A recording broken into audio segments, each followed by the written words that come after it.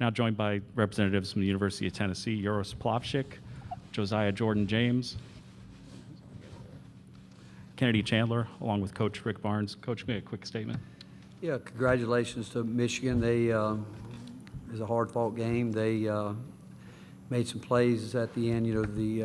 Certainly for them to be in a position to win the game. With that said, I wouldn't give this group of guys we've had have been a special group of guys, and how far we've come, and starting the year with 7 freshmen and how they've meshed together. This has been a really special group for us, and really hard when you lose. Whether you lose first round or in the Final Four, it's hard because it puts an end to your season. And we had, again, all I can say is how proud I am of our team and how hard they've worked all year long to get where we are. And I'm disappointed for them because, again, I just love the work and what they put into this program this year. And we'll never take for granted being in this tournament. I mean, there's people that never get a chance to do it, and the fact that they've worked hard to get here and have a chance to play at this time of year is special, and I appreciate this team so much. We're going to take questions for the student athletes first. Raise your hand. We'll bring a microphone. Over here in the back, right?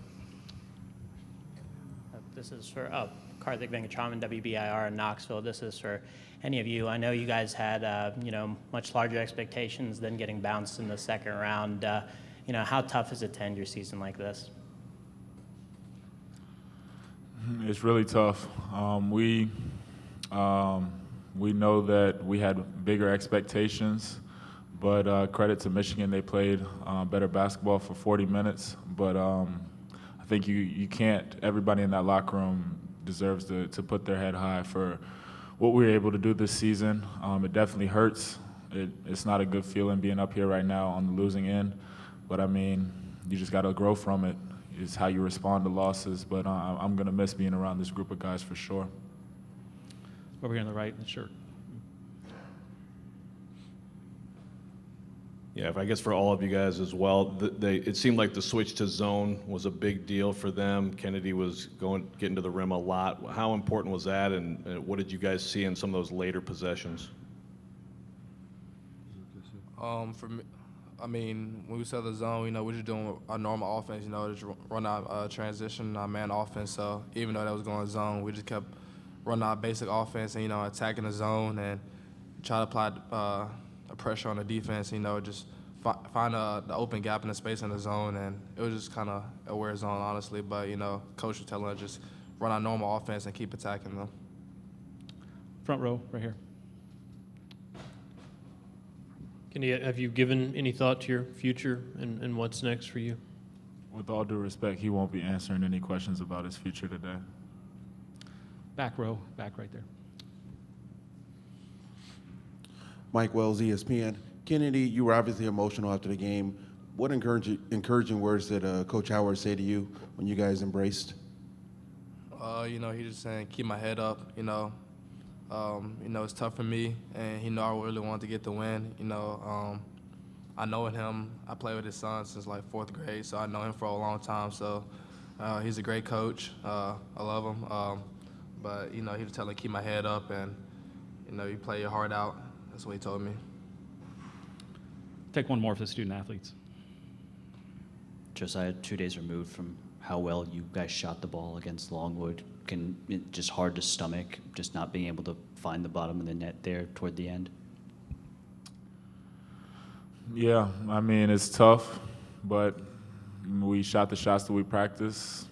I mean, today just for 40 minutes they didn't go in. Credit to Michigan, they played pretty good defense, but I feel like we just today just wasn't our day shooting the ball, but give a lot of credit to Michigan. Thanks, guys. I'll let you go. We'll take a few questions for Coach Barnes. Over here in the red. Coach, it's never easy doing these, but I want to focus on something positive. So much orange here following you. What do you say to the fans that have supported you and your team that came up here and followed you, and just great team support all season?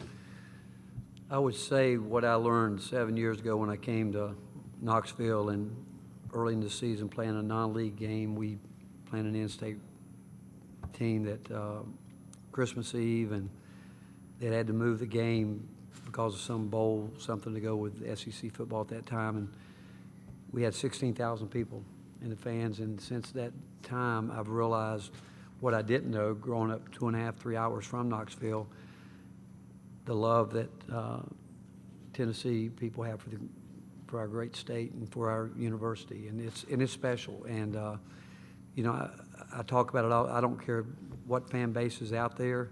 There's none better than what we have. I don't care what, and I think this university deserves a chance to continue to have success and let people see exactly what makes it special. And it's been a blessing for me, to be quite honest with you. You know, 7 years ago, I wasn't sure about a lot of things, but looking back, I think God had a great plan for me, and I'm telling you, I've loved every minute of it. Front row, we have one here.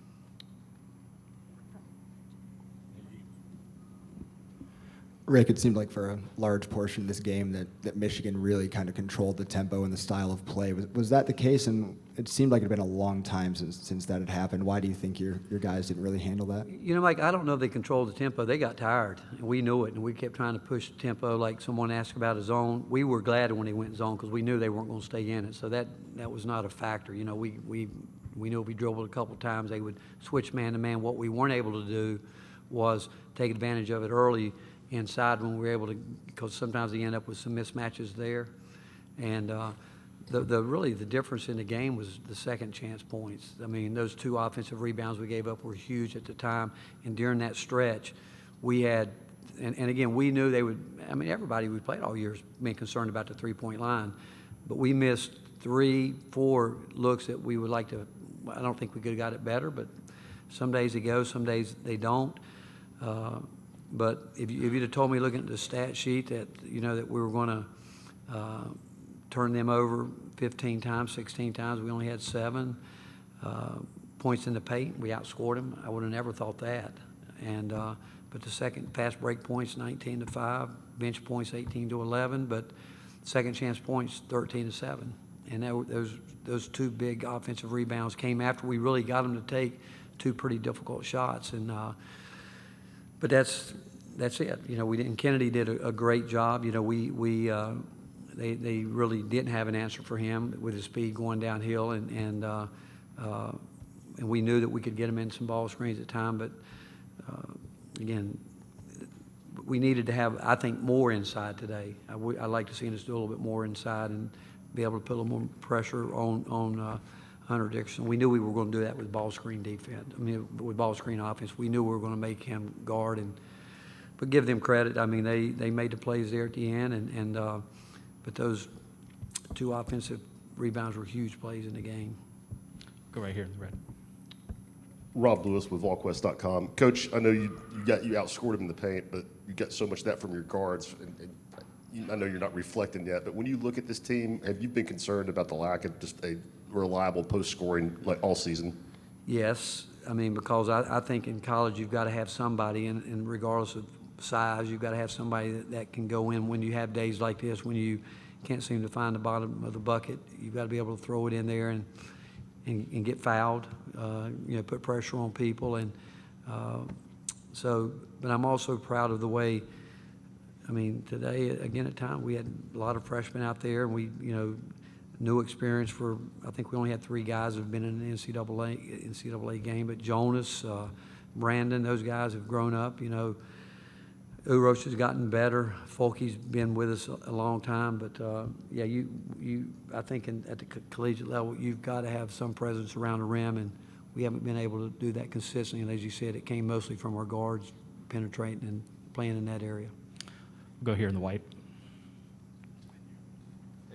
Yeah, Rick, I know every team and every season is different, but is it frustrating to win the tournament, be in a good position, and not be able to get past this first weekend again? It's very frustrating but I will tell you this, and I'm really frustrated. I've been blessed to be here a bunch, and some teams got here that probably people didn't think would get here. Some teams that we expected to get here, and it didn't turn out the way we wanted it to. But I can tell you from experience, whether you lose on the first day, the second day like we did today, or you lose in the semifinals, it's the same feeling. It's a fun, and people can say whatever they want to say about. You don't ever take getting here for granted. I mean, it is so hard to get here, especially when you play in a league that's very, very competitive, and I think most leagues are. I do. I think most leagues are really competitive. So you don't take that for granted, but is it frustrating? Yeah, I've been frustrated a lot in my career, but I'm also very thankful that I've been able to be here, because one of our coaches said in the locker room he played for 4 years at a terrific program, never got to taste this. And like I told our guys, in life you don't always get what you want when you want it, but the fact is you got to get in the arena and fight for it and not be afraid to you know, you're going to lose some, you are, but the key is you get back up and try to go again, and we're going to do that because of this group of guys. They learned a lot about a lot of different things this year, but it hurts, you know, and again, and it would bother me. I mean, if you were in our locker room, you would have known that this was a very special group of young men in the way their emotions let out, and but it hurts. It does, and if it didn't, it'd be time to quit. Go right here in the gray. Chris Ballas with Wolverine.com, on3.com. Coach, just talk about how hard it is to guard Hunter Dickinson when he's shooting the way he did today. That's been kind of up and down for him. Well, we were glad he was shooting from out there. We had let him have all he wanted. We really did, because we around the rim. But when he hurt us the most was when they finally, and they did exactly what we thought they would do. Coming out of halftime, they would try to establish him on the block there, and again we knew that. But again, do we think we could shut him out? We didn't, but we also we had 2 stops here where we couldn't rebound the ball, and that was a really pivotal time for us. But he's a hard player to guard, and 2 years in a row we've gone up against a big burly kind of post players that's hurt us, and we've got to. And again, I thought Uros played as hard as he could today. I thought he really battled there, and John, I mean, I think our post guys really did, but we had 2 freshmen that haven't played a lot until this year, and they started doing it more lately, and John's been around, but that's a really tough matchup for him, and Uros, I thought, really battled as hard as he could. We're going to take 2 more, in the middle and then the right. Rick, you mentioned those 3-point shots there when you're up 6, I think, with 8 minutes left. Just how much different do you think this one is if one of those falls? Well, you think about it, we got a great look at the end of the half. I mean, just great execution. Santi had one in the corner. Zakai had one. Josiah. I mean, we had some. And again, they did a good job. I don't want to take anything away from Michigan. They did, but we've been guarded like that. Actually, Santi came over to me and said to me, "Coach, they're not guarding me nearly as hard as I've been guarded, because most teams have really tried to work to take him out." But you know, they're a good basketball team. If you're playing this time of year, you're a good basketball team, and they're good. I thought their guard play was really good, and certainly they have a post player that's unique, and he does a lot of good things. He's a hard guy to.